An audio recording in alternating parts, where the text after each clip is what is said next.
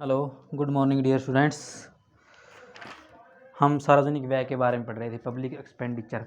पिछले लेक्चर में हमने पढ़ा था मैं जो आपका पब्लिक एक्सपेंडिचर है वो क्या होता है। किसी भी देश के आर्थिक विकास के लिए और सामाजिक कल्याण, आर्थिक कल्याण के लिए जो आपका पब्लिक एक्सपेंडिचर होता है बहुत ही इम्पोर्टेंट भूमिका अदा करता है। खासकर हम अगर अविकसित देशों की बात करें तो वहाँ पर जो पब्लिक एक्सपेंडिचर का जो महत्व है वो और भी ज़्यादा है। इसमें हमने पढ़ा था भाई जो भी आपका सार्वजनिक वित्त क्या होता है। सार्वजनिक वित्त सरकार के द्वारा किए गए उन सब खर्चों से लिया जाता है जिन्हें किसी देश की केंद्रीय, राज्य तथा स्थानीय सरकारें अपने प्रशासन, सामाजिक कल्याण तथा देश के आर्थिक विकास के लिए करती है। इनके जितने भी खर्चे सरकार के द्वारा किए जाते हैं, चाहे वो आपकी केंद्रीय सरकार हो या राज्य सरकार हो या स्थानीय सरकारें हों, वे जो भी खर्चे हैं जैसे प्रशासन पर है, सामाजिक कल्याण पर है या देश के आर्थिक विकास के लिए जो भी खर्चे किए जाते हैं उन सभी को हम क्या कहते हैं, सार्वजनिक व्यय कहते हैं।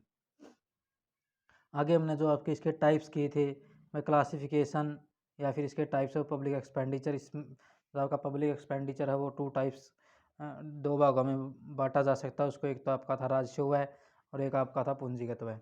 राजस्व व्यय के अंदर क्या था, वो जो आपका राजस्व व्यय होता है इस व्यय से जो सरकार के लिए परिसंपत्तियों का निर्माण नहीं करते, जो भी राजस्व व्यय होता है वो सरकार के लिए परिसंपत्तियों का निर्माण नहीं करते और राजस्व व्यय से सरकार की देयता कम नहीं होती। फिर आपका आता था कैपिटल एक्सपेंडिचर। कैपिटल एक्सपेंडिचर में क्या था भाई, ये व्यय सरकार के लिए परिसंपत्तियों का निर्माण करते हैं और ये व्यय सरकार की देयता को क्या करते हैं, कम करते हैं।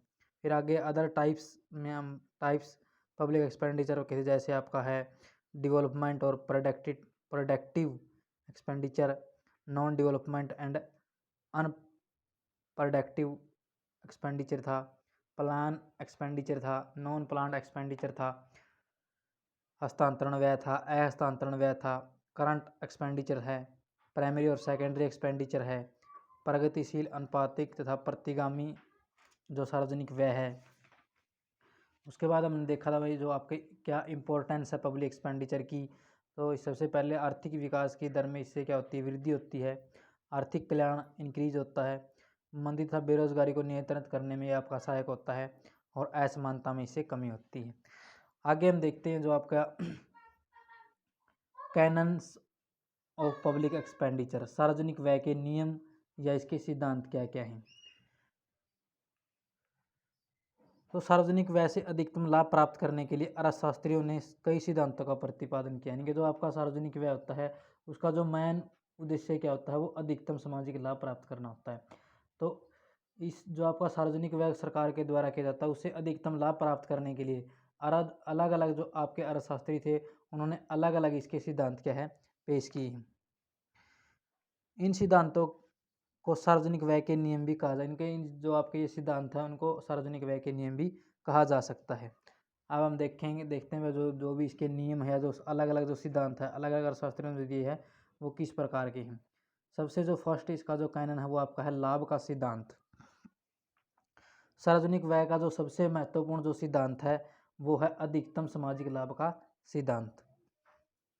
फिंडले सिराज के अनुसार अन्य बातें समान रहने पर सामाजिक व्यय इस ढंग से किया जाना चाहिए। जो फिंडले सिराज कहते हैं कि भी अगर देश के अंदर अन्य बातें समान रहे, इकोनॉमी के अंदर अदर थिंग्स भी इक्वल समान रहे, तो जो सार्वजनिक व्यय हो इस प्रकार से किया जाना चाहिए कि समाज को महत्वपूर्ण लाभ प्राप्त हो। यानी कि इससे क्या हो, समाज को लाभ प्राप्त हो, उत्पादन में क्या हो, उत्पादन में इससे क्या हो, वृद्धि हो, विदेशी आक्रमणों से देश की सुरक्षा हो, आंतरिक व्यवस्था बनी रहे तथा जो भी आर्थिक असमानताएं हैं, इकोनॉमिक जो इन इक्वालिटी है वो क्या हो, कम हो। इन उद्देश्यों की प्राप्ति तभी संभव हो सकती है, जो भी उद्देश्य थे इनकी प्राप्ति तभी संभव हो सकती है जब सार्वजनिक व्यय किसी व्यक्ति या वर्ग के लिए नहीं बल्कि सारे समाज के लिए किया जाए। सार्वजनिक व्यय के आय तथा धन के वितरण, उत्पादन, आर्थिक विकास आदि पर पड़ने वाले प्रभावों द्वारा उनके लाभ का अनुमान लगाया जा सकता है। इस प्रकार हम कह सकते हैं जो सार्वजनिक व्यय का एक मुख्य सिद्धांत है अधिकतम सामाजिक लाभ का सिद्धांत। जो दूसरा इसके अंदर हम नियम या सिद्धांत देखते हैं वो है मित व्ययितता का सिद्धांत, कैनन ऑफ इकोनॉमी। इस सिद्धांत के अनुसार सरकार को केवल उन आवश्यक कार्यों पर ही धन खर्च करना चाहिए जिससे किसी प्रकार का आर्थिक तथा सामाजिक लाभ प्राप्त हो। जो आपका मितव्ययता का जो सिद्धांत है ये बताता है जो गवर्नमेंट को ऐसे कार्यों पर या ऐसे कामों पर धन को खर्च करना चाहिए जिससे क्या क्या हो भाई किसी भी प्रकार का आर्थिक तथा सामाजिक लाभ प्राप्त हो। सार्वजनिक व्यय करते समय इस बात का ध्यान रखना चाहिए कि फिजूल खर्ची न की जाए। सार्वजनिक व्यय ऐसे कार्यों पर किया जाए जिससे देश की उत्पादन शक्ति में वृद्धि हो।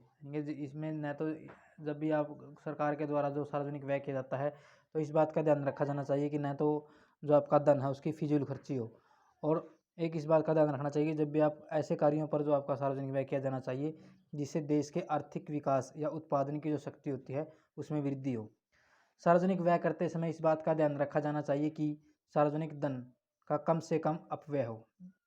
वर्तमान समय में अर्थशास्त्री सार्वजनिक व्यय के अपव्यय को रोकने के लिए एवं उसका उचित उपयोग करने के लिए कई प्रकार के सिद्धांतों का प्रयोग करते हैं।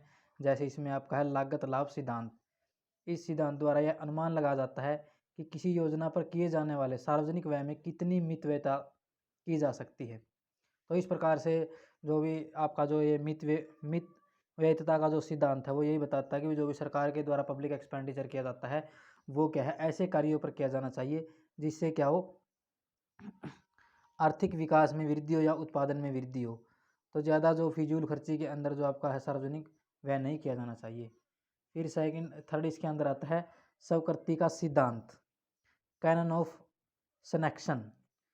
इस सिद्धांत से हमारा अभिप्राय यह है कि जो भी व्यय किया जाए उसकी किसी अधिकारी से पूर्व स्वीकृति ले लेनी चाहिए। यानी कि सरकार अगर कोई भी पब्लिक एक्सपेंडिचर करती है तो जो भी सरकार के जो अधिकारी होते हैं उनसे क्या पहले उसको स्वीकृति ले लेनी चाहिए। इसका एक लाभ तो यह होगा कि जो रकम खर्च की जाती है उसके महत्व की उचित अधिकारियों द्वारा पूरी जांच की जा चुकी होती है। और दूसरा लाभ यह होता है कि सामाजिक धन का व्यय करते समय कोई एक अधिकारी अपनी मनमानी नहीं कर सकता। यानी कि जितने भी सरकार के जो भी अधिकारी होते हैं उनसे उस पब्लिक एक्सपेंडिचर की क्या है स्वीकृति ले लेनी चाहिए। प्रत्येक अधिकारी को स्वीकृति देने के बाद यह भी देखना चाहिए कि स्वीकृति धन की मात्रा स्वीकृति कार्यों पर कुशलता तथा ईमानदारी पूर्वक खर्च की जा रही है अथवा नहीं। फिर आगे इसके अंदर आता है आपका बचत का सिद्धांत। एडम स्मिथ ने यह सिद्धांत दिया था आपका बचत का सिद्धांत। एडम स्मिथ ने सार्वजनिक व्यय का एक सिद्धांत यह भी दिया कि सार्वजनिक व्यय आय से अधिक नहीं होना चाहिए। एडम स्मिथ कहते हैं कि जो भी सरकार के द्वारा पब्लिक एक्सपेंडिचर किया जाता है वो उसकी आय से अधिक नहीं होना चाहिए। यानी कि सरकार की जो आय है उससे वो कम होना चाहिए या उसके बराबर होना चाहिए। इसका एक लाभ तो यह होगा कि जो रकम खर्च की जाती है क्योंकि यदि एक बार भी सरकार को आय से अधिक व्यय करने की छूट मिलेगी तो वह भविष्य में लापरवाही दिखा सकती है। इसलिए जहाँ तक संभव हो सके सार्वजनिक व्यय को आय से अधिक नहीं बढ़ने दिया जाना चाहिए। कुछ जो इसके जो आलोचक थे इस सिद्धांत के वो ये कहते हैं कि वह जो आधुनिक जो अर्थशास्त्री है इस सिद्धांत को उचित नहीं मानते। उनके अनुसार विकासशील देशों की सरकारों को आर्थिक विकास के लिए आय से अधिक व्यय करना पड़ता है। इसके लिए घाटे की वित्त व्यवस्था को अपनाना पड़ता है। और केन्स जो आपके प्रसिद्ध अर्थशास्त्री केन्स इसके बहुत पक्ष में थे, परंतु घाटे के बजट में भी एक सीमा तक ही बनाए जाने चाहिए। इनके जो घाटे का बजट है वो भी एक सीमा तक ही बनाया जाना चाहिए। अगर आप उस सीमा को पार कर जाते हो तो कीमतों में वृद्धि होने लगेगी। फिर आपका आता है लोच का सिद्धांत। लोच का मतलब क्या होता है कैनन ऑफ इलास्टिसिटी। यानी कि उसके अंदर क्या जो भी आप सार्वजनिक व्यय करते हो सार्वजनिक जो व्यय किया जाता है उसमें लोच पाई जानी चाहिए। इससे प्राय यह है कि खर्चों को आवश्यकता अनुसार घटाया बढ़ाया जा सकता है। जो भी सरकार के द्वारा खर्चे किए जाते हैं पब्लिक एक्सपेंडिचर किया जाता है उसको आवश्यकता के अनुसार कम या ज़्यादा किया जा सके। सरकार के समय खर्चों को घटाना या बढ़ाना संभव होना चाहिए। फिर आपका है उत्पादकता का सिद्धांत। सार्वजनिक व्यय को इस प्रकार से किया जाना चाहिए जिसमें देश में उत्पादन में वृद्धि को प्रोत्साहन मिले। हैंसन के अनुसार कोई भी आधुनिक राष्ट्र बिना उत्पादन में वृद्धि किए हुए संपन्न जीवन स्तर को प्राप्त नहीं कर सकता। इसलिए सार्वजनिक व्यय इस प्रकार से किया जाना चाहिए जिससे देश में पूंजी का निर्माण और उत्पादन की अधिक से अधिक वृद्धि हो, रोजगार के अवसर बढ़े तथा जनता के जीवन स्तर का विकास हो। फिर आगे इसके अंदर आता है न्यायपूर्ण वितरण का सिद्धांत, कैनन ऑफ इक्वल डिस्ट्रीब्यूशन। सार्वजनिक व्यय का उद्देश्य यह भी है कि इसके द्वारा धन के समान वितरण में सहायता मिलती है। सरकार को अपना व्यय इस प्रकार से करना चाहिए जिससे समाज के पिछड़े हुए वर्गों को अधिक लाभ प्राप्त हो। जैसे फॉर एग्जांपल हम देखते हैं भाई, निर्धन और पिछड़े वर्गों के लिए निःशुल्क शिक्षा सरकार के द्वारा दी जाती है। शिक्षा है, मनोरंजन के कार्यों की व्यवस्था की जानी चाहिए। उनके लिए अधिक जो भी कल्याणकारी जो योजनाएं हैं या कार्यक्रम हैं वो चलाए जाने चाहिए। फिर आपका आता है इसके अंदर निश्चितता का सिद्धांत। सार्वजनिक व्यय जिन क्षेत्रों में तथा जिस भाग में किया जाना है निश्चित हो जाना चाहिए, यानी कि पहले सरकार को सार्वजनिक व्यय करने से पहले ये निश्चित कर लेना चाहिए भाई सार्वजनिक व्यय किस क्षेत्र में या किस भाग में किया जाना चाहिए, ताकि विकास के कामों को ठीक से चलाया जा सके। सरकार को पहले से ही बजट बनाकर निश्चय करना चाहिए कि किस मद पर कितनी रकम और कितने समय में खर्च की जाएगी। फिर इसके अंदर आता है समन्वय का सिद्धांत। कोऑर्डिनेशन होना चाहिए। सार्वजनिक व्यय के संबंध में यह निश्चित हो जाना चाहिए कि केंद्रीय, राज्य तथा स्थानीय सरकारें को कौन कौन से मदों पर कितनी मात्रा खर्च करनी है, यानी कि जो आपका पब्लिक एक्सपेंडिचर किया जाता है वो सेंट्रल गवर्नमेंट के द्वारा, स्टेट गवर्नमेंट के द्वारा और लोकल गवर्नमेंट के द्वारा। तो इन तीनों में क्या होना चाहिए, कोऑर्डिनेशन होना चाहिए, समन्वय होना चाहिए। भाई कौन सी जो सरकार है वो किस मद पर खर्च करेगी और कितनी मात्रा करेगी। इससे क्या होगा, इस प्रकार उचित समन्वय स्थापित होने के फलस्वरूप दोहरे खर्च होने की आशंका नहीं रहती, यानी कि अगर उचित समन्वय उनके अंदर नहीं होगा तो किसी भी कार्यक्रम पर या किसी भी योजना पर जो आपका है डबल एक्सपेंडिचर हो सकता है। तो इस प्रकार उनके अंदर कोऑर्डिनेशन होना चाहिए। फिर इसके अंदर आता है आपका विविध, जो आपके जो इनसे अलग भी विविध जो सिद्धांत है वो बताए गए हैं। जैसे हम देखते हैं इसके अंदर व्यय करते समय विभिन्न कार्यों को सापेक्षिक महत्व के अनुसार प्राथमिकता देनी चाहिए, यानी कि जो भी आप कार्य कर रहे हो उनका जो महत्व है उसके आधार पर सभी कार्यों को क्या देनी चाहिए, प्राथमिकता देनी चाहिए। व्यय करने की विधि को ध्यान में रखना चाहिए, यानी कि किस विधि के द्वारा आप व्यय करते हो उसको ध्यान में रखना चाहिए।